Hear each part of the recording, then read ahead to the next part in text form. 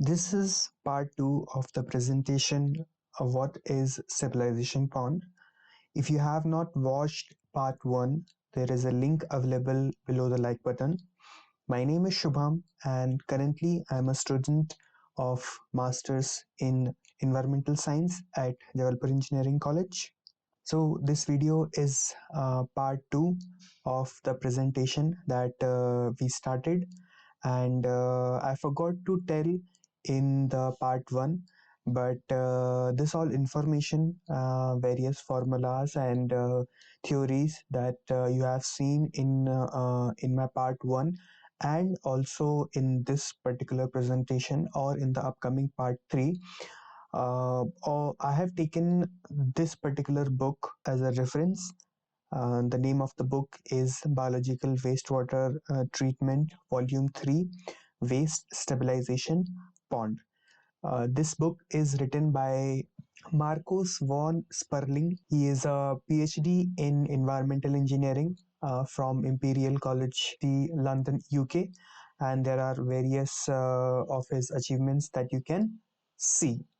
So I have taken this book as a reference, and if you need a copy of this book, then you can contact me on my Instagram, and I will provide you a copy of the whole book, or if any chapter that you want to have. In our previous video, we covered the first three questions. That is, we learned about what is stabilization, its type, and mechanism of stabilization. In this part 2, we are going to cover design of stabilization pond and applications. And in the upcoming part 3, there will be a numerical example which will use or apply everything that we have learned in part 1 and part 2. So this part 2 is very important and it contains all the necessary formulas, all the necessary theory, all the necessary tricks and tips that we will require to solve the numerical in our part 3. So I hope you guys will watch this video carefully and understood it well. Now, let's talk about design. Design of any treatment unit, whether it is water treatment or wastewater treatment, possesses a certain objective. In general, let us say our objective is to supply water from a river to a certain locality for various uses. This can be many, but for the sake of problem, let us assume our goal is to supply water which is as good as drinking water standards, regardless of the user's need. Now, as our objective is clear that we have to supply water that is as good as drinking water, we can begin working on our scheme. We know what are the drinking water standards. These are provided by the various codes which are published by the government of India. These codes carry the information for either restricting or allowing certain elements which are to be either removed if present in the excess from the specified limit or added if are in less quantity than the required limit, so that the water is fit for drinking purposes.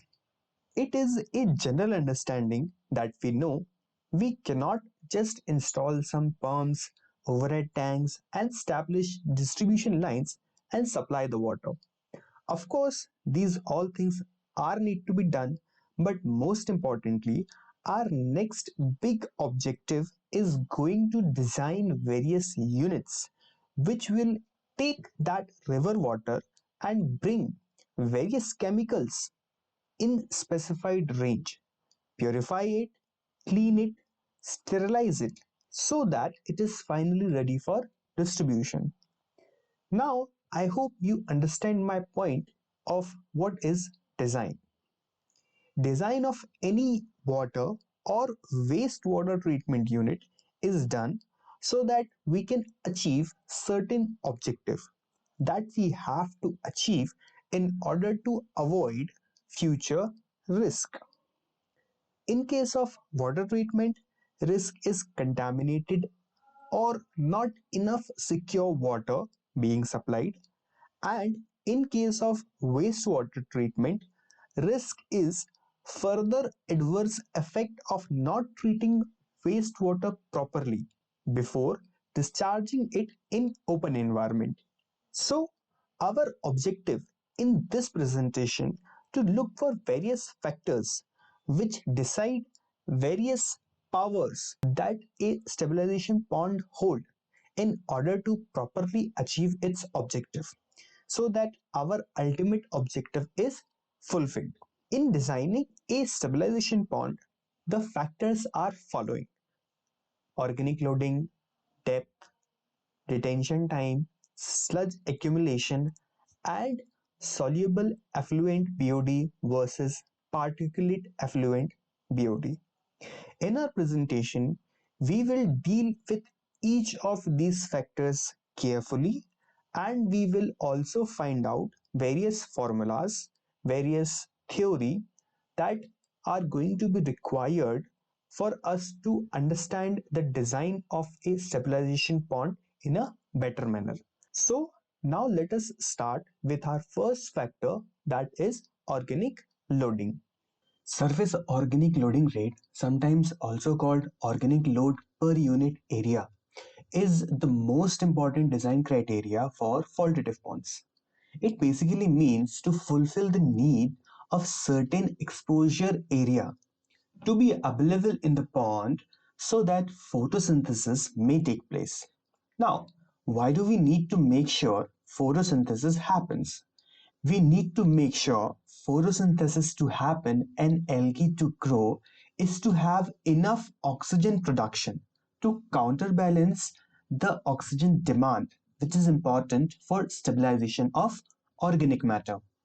So you see, surface loading rate and activity of algae both are interrelated and help each other to maintain balance between oxygen production and oxygen consumption. Now, having understood the theory, let us look at the technical aspects. The area required for pond is calculated as a function of surface loading rate LS. The formula is, as you can see, A is equals to L divided by LS. In this, A represents the area of the pond in hectare, L represent the influent total, that is soluble plus particulate BOD, influent BOD, that is in kg BOD 5 per day, and LS that represent surface loading rate, that is also in kilogram BOD 5 per hectare day. Surface organic loading rate varies with local temperature, latitude, solar exposure, altitude, and other factors. Good sunlight and favorable conditions provide quite good loading rates, sometimes as good as 300 kg BOD5 per hectare day. So, here are the following values, or here are the following rates that should be adopted. For example, regions with warm winter and high sunshine, we can have the surface loading rate as good as 240 to 350 kg BOD5. On the other hand, with moderate and winter sunshine, we could have around 120 to 240, and in winter with low sunshine regions, we would have around, or we would assume around 100 to 180 kilogram BOD per hectare of surface loading rate. Now, there is an empirical equation available provided by Mara in 1997 which correlate temperature and surface loading rate LS. The equation is LS is equals to 350 multiplied by 1.107 minus 0.002 multiplied by 10 multiplied by T raised to the power T minus 25. In this equation, capital T represent the mean air temperature of the coldest month in degree Celsius. Now there is one question: why do we take T as the air temperature or the mean air temperature of the coldest month? The reason for using mean temperature of the air is that in the cold period, a safe value is obtained since the temperature of water will be slightly higher. The selection of cold period is because the most critical time for operation of the pond is that particular time, the coldest time of the month, and in that particular time the biochemical reactions of the pond will be under most critical situation. So that's why we select T as the mean air temperature of the coldest month. And last but not the least, here you can see a graph in which Mara has obtained his values by conducting his experiments. On LS side, you can see the values of surface loading rate varying from 100 to 350, and above that you can see the temperature that is varying from 10 to 30. And you can see as the temperature is increasing, the graph is showing good surface loading rates. Another important factor is depth, because algae requires sunlight to grow, and sunlight tends to reduce exponentially with depth. This phenomenon even occurs in distilled water, although at a much lower magnitude. Now, let us understand the various advantages and disadvantages attached with depth. For example, here you can see a comparison between shallow and deep stabilization ponds. In shallow stabilization ponds, where the depth is less than 1 meter, it can be completely aerobic. Whereas in deep stabilization pond, higher the depth will provide a larger detention time for stabilization of organic matter. In shallow stabilization pond, low depth is there, so light penetration is complete, which will help in the growth of algae.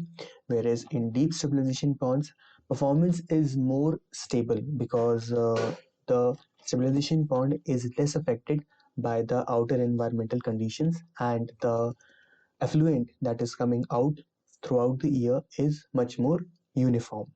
In shallow stabilization pond, the area required will be high because we have to comply with the detention time requirement. But with deep stabilization pond, larger volume is available for sludge retention. Now, let us look at some other factors specifically about shallow stabilization pond, that because of its low depth, it is vulnerable for production of mosquitoes and larvae. Because of its low depth, there is a higher chance of mosquito larva to be born in that, and it is also affected by the ambient air temperature that is varying along the day. And also, algae production is maximized due to high pH, causing penetration of phosphates and removal of nutrients. Let us now look at deep stabilization pond and various factors attached with it. That bottom layers are completely in anaerobic conditions, so the BOD removal and pathogen death rate is very smaller. Dissolved oxygen of the medium is not consumed. Why? Because the stabilization is completely anaerobic, and deeper ponds will allow a future expansion of converting the pond into aerated lagoons by using aerobic aerators. For the determination of depth, a very simple formula of T is equals to V divided by Q is used, in which T is the detention time in days, V is the volume of the pond in cubic meter, and Q is the average influent in cubic meter per day. Whereas Q average is basically the Q influent minus Q effluent divided by 2. Now, two things to remember. The optimum range of depth of faultative ponds should be around 1 to 1.5 meter, and when the depth determined for area in detention period works out to be lesser than 1 meter, then it should be increased to 1 meter, keeping the surface area unchanged. Now, the next important design criteria is influent BOD, represented by S naught. Influent BOD is considered to be total BOD, which is a combination of soluble and particulate. The reason for this is that the organic suspended solids responsible for the particulate BOD are converted into soluble organic matter by the action of enzymes that are released in the medium by the bacteria themselves. So, The bacteria consumes two BOD. One is soluble BOD of wastewater originally present and the particulate BOD presented after conversion of organic suspended solids particulate matter into particulate BOD. So the effluent BOD is made up of two components. One is soluble effluent BOD, mostly remaining BOD from the influent wastewater after treatment, and second is particulate effluent BOD, that is BOD caused by the suspended solids in the effluent. For the calculation of soluble effluent BOD, here you can see various kind of hydraulic flow regimes because there are various formulas for each of the flow regime. You can see plug flow, complete mix with equal cells in series, and disperse flow. In the example part, we will use one of these formulas, and there you will be able to understand it properly. S naught basically represent the total influent BOD in mg per liter. S represent soluble BOD, K represent BOD removal coefficient, T is the total retention time in days, N is the number of bonds in the series, and D is the dispersion number, that is a dimensionless factor.